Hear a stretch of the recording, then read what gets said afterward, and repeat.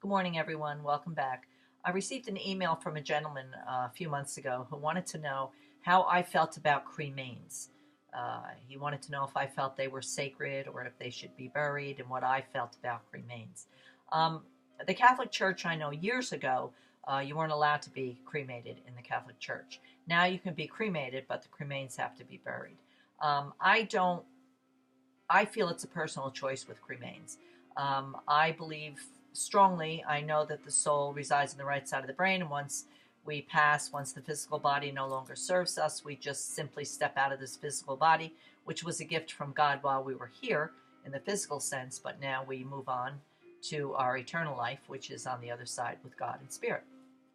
So I don't really feel that the cremains are sacred. I think it's an individual choice. I think whatever their loved ones on this side of the veil, on the physical side of the veil, feel they need to do, they need to do. Now, I had a gentleman not long ago who came for a reading, and I found out that he was actually sleeping with his wife's cremains every night. And the wife actually told me this. She brought this information through during the reading.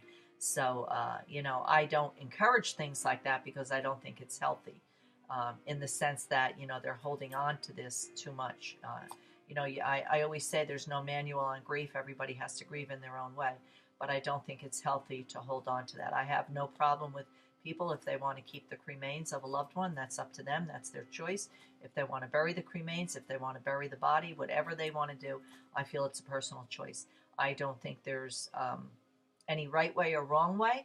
I believe that we have to do what we feel is the right thing to do. So I really don't have an opinion as far as it being sacred. I feel our bodies are a gift from God. Our soul is a gift from God. So while we're in the physical sense, I think we should be as kind and good to ourselves, our bodies, our physical bodies, as we can be. Not always easy.